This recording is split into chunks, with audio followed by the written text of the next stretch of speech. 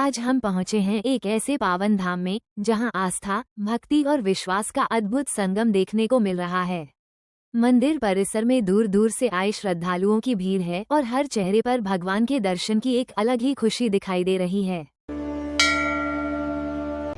नमस्कार, आप देख रहे हैं डीडी नेशन नेटवर्क और जैसा कि आप देख रहे हैं कि इस समय सावन का बहुत ही पावन महीना चल रहा है, जिसमें शिव भक्तों के शिव मंदिरों में काफ़ी बहुतायत भीड़ देखी जा रही है और बड़े श्रद्धा भाव से लोग शिव जी को मनाने का काम करते हैं। बताया जाता है कि जब शंकर जी ने विष को पिया था, समुद्र मंथन से विष निकला था, जब उसको उन्होंने पान किया था तो इतनी उनके शरीर में ज्वाला उत्पन्न हुई थी कि इस सावन के महीने में लोग गंगा जल से जब उनका अभिषेक करते हैं तो ऐसा माना गया है कि बहुत ही शांति उनको प्रतीत होती है और वो भक्तों को मनोवांछित आशीर्वाद भी देते हैं, उनकी मनोकामना पूरी होती है। और आज हम पहुँचे हैं उन्नाव के बांगरपुर विधानसभा के बाबा बोधेश्वर धाम। आप समझ रहे होंगे, बाबा बोधेश्वर धाम एक ऐसा धाम है कि वाकई आपको मानना पड़ेगा कि कोई भी भक्त सच्चे मन से अगर अपनी मनोकामना लेकर के यहाँ आता है, जैसे कि हम डॉक्टर के पास जाते हैं और गोली खा लेते हैं विश्वास में, भले उसमें जहर की गोली हो, वही विश्वास जिस दिन लेकर के लोग यहाँ पर आते हैं तो निश्चित रूप से उनकी मनोकामना पूर्ण होती है। अधीर कुमार मिश्रा जी हैं जो बहुत ही भगवत प्रेमी हैं और भोलेनाथ की सेवा में अपने जीवन को समर्पित किए हैं। हमको मिल चुके हैं, मैं इनसे जानना चाहूँगा कि मैं बोधेश्वर धाम में खड़ा हूँ, कैसा लग रहा है आपको सावन के महीने में, क्या है क्या है आपका? सबसे पहले आपको बहुत बहुत धन्यवाद जो ऐसे ऐतिहासिक और धार्मिक स्थलों पर आप पहुंचकर ये कवरेज करके आप भक्तों में दिखाते हैं। आप वाकई धन्यवाद के पात्र हैं। और ये बाबा बोधेश्वर का वो धाम है जहाँ पर बाबा के धाम में भक्त आते हैं, बाबा ऐसा उनको बोध कराते हैं कि स्वयं में वो समझते हैं कि अब हमारा कार्य जरूर पूर्ण होगा। यहाँ पर ऐसे ऐसे चमत्कार होते हैं।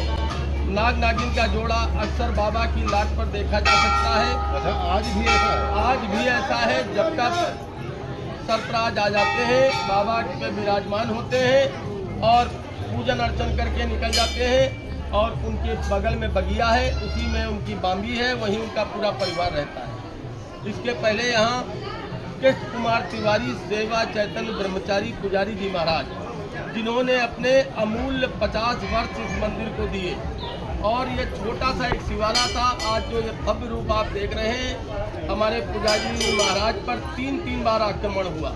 यहाँ पे मतलब पुजारी थे, 3 बार बाबा की सेवा कर रहे थे, उनका 3 बार आक्रमण हुआ।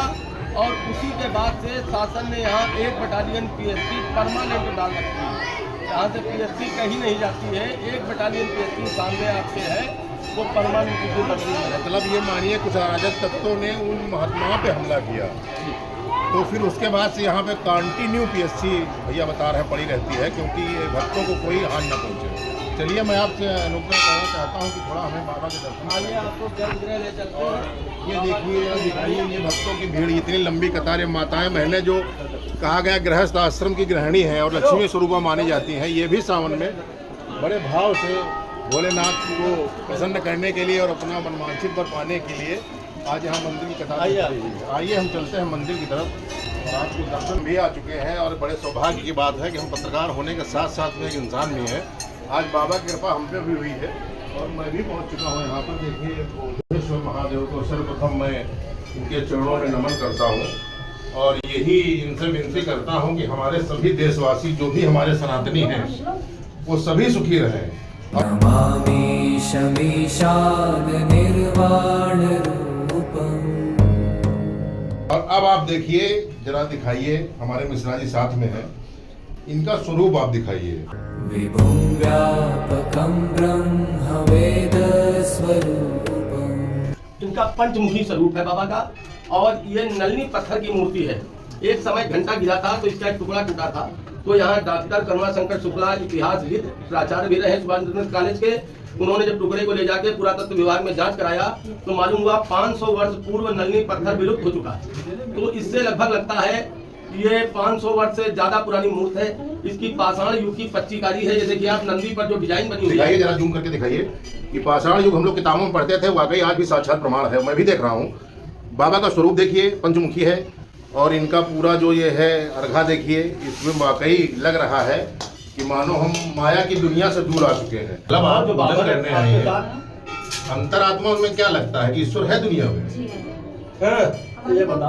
हमारे को कैंसर था मुंह में, बाबा ने ही ठीक किया है। आपके मुंह में कैंसर था जी और बाबा की सेवा से। जी।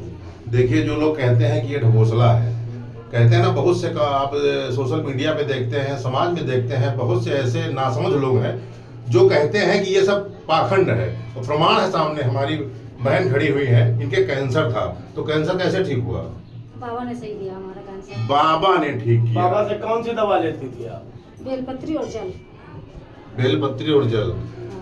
प्रदीप मिश्रा ने भी कहा था कि एक लोटा जल और हर समस्या का हल। ये सावन का महीना है और मैं अपने आप को बड़ा सौभाग्यशाली समझता हूँ कि दुनिया के झंझट और सब विकास कर दिखाते दिखाते आज ये मेरा सौभाग्य है कि मैं ऐसी सिद्धपीठ पहुंचा हूँ और हमारे मिश्रा जी ने हमारा साथ दिया। पूरा बारिश का मौसम भी है, धूप भी है, प्यास भी लग रही है, परंतु हम देख रहे हैं कि निरंतर बाबा की सेवा में लगे। और ये देखिए हमारी बहनें, क्या नाम है आपका?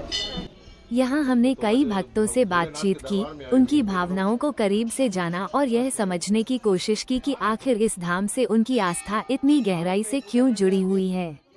किसी ने कहा कि यहाँ आकर मन को शांति मिलती है, तो किसी के लिए ये धाम उनकी वर्षों पुरानी आस्था और विश्वास का केंद्र है। सभी के मनोकामना अगर पूरा करने वाला कोई है तो हमारे त्रिकालदर्शी बाबा भोलेनाथ। बाबा बुद्धेश्वर का मैं आज आपको दर्शन करा रहा हूँ और कराते कराते मैंने आपको दिखाया बाबा का शिवलिंग। भक्तों से मिलाया, पहुँचे उस जगह पे जहाँ पे इस मंदिर का स्तंभ मानिए या सेवक मानिए, कुछ भी कह सकते हैं, हमारे गुरु जी जहाँ दिखाइए। मिश्रा जी, गुरु जी का क्या नाम था? श्री कृष्ण कुमार तिवारी, सेवा चैतन्य ब्रह्मचारी पुजारी जी। कृष्ण कुमार तिवारी जी हैं, जिन्होंने 51 वर्ष अपने जीवन के यहाँ बोधेश्वर धाम में समर्पित किया। और उसके बाद से आज जो आप प्रांगण देख रहे हैं, जो भक्तों की भीड़ देख रहे हैं, जो सावन में आप ये देख रहे हैं लीला, ये सब आपकी कृपा पात्र से और उनकी सेवा करने का ये फल है। अब इनकी जगह पर हमारी देवी स्वरूपा, उनकी भतीजी जो आज यहाँ पर पूरा सेवा देख रही है और अपने आप को समर्पित किए हैं, क्योंकि वो पारिवारिक है, लेकिन इसके बाद ये मानना जरूर पड़ेगा कि ईश्वर में अगर वो हमारे ताऊ थे, दादा दिल्ली थे, तो ऐसा भाव लेकर आइए, हमसे जरा बात करते हैं। आपका शुभ नाम?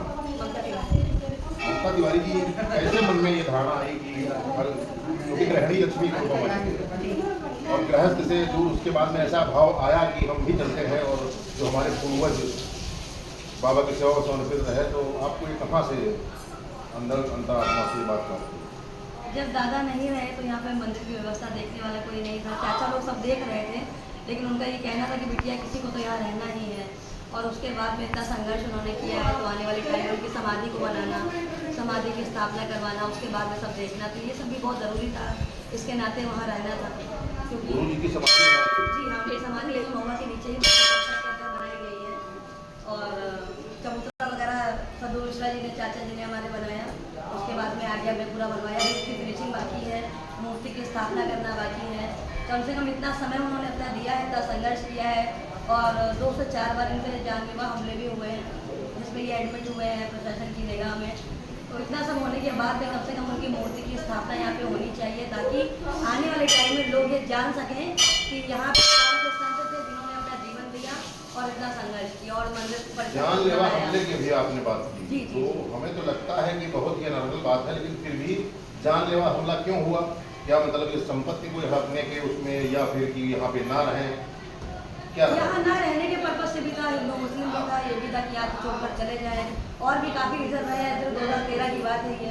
उसके बाद में PSC, उसके बाद से यहाँ परमानेंट रहती है 2013 से लेकर के अभी तक में PSC के ऐसे माहौल में जो ये आप बात बता रही हैं, फिर भी आपके अंदर ऐसी आत्मशक्ति आई और आप यहाँ पर के डट गई, तो इसमें आपको डर नहीं लगता है? नहीं, हमें डर नहीं लगता है। तो बचपन में यहाँ पे रुके हैं दादा के पास।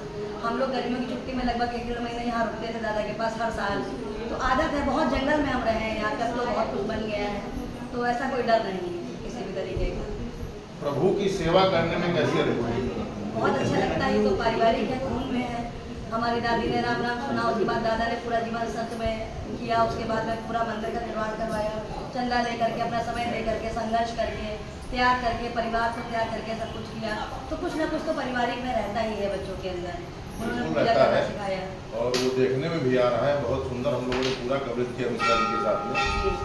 परंतु भविष्य में आप क्या सोच रही हैं कि पूरा जीवन इसी में बाबा के चरणों में समर्पित करना है, या फिर कुछ और गृहस्थ आश्रम में जाना है या नहीं जाना है, पूरा साध्वी का रूप ले लेना। जो बोधेश्वर महाराज की इच्छा, जो बोधेश्वर महाराज की इच्छा होगी वो होगा। वाकई सत्य भी है, क्योंकि उनका कहना है कि मेरे बिना पत्ती नहीं हिलती है। आप गीता उठा के देख लीजिए, रामायण महाराज उठा के देख लीजिए, होता वही है जो वो चाहते हैं। और हमारा अपना विश्वास होना चाहिए, हमारे अपने कर्म होने चाहिए। जैसे कि आप मान लीजिए कलयुग नहीं, एक कर्म युग है, और लिखा भी है बाबा तुलसी ने कि कर्म प्रधान विश्व चला था, जो जस करे तस फल चाहा। बने रहिए आप डीडी नेशन के साथ, ऐसी ही रोचक जानकारियों के साथ फिर मिलते हैं। मैं कुलदीप त्रिपाठी, डिस्ट्रिक्ट उन्नाव।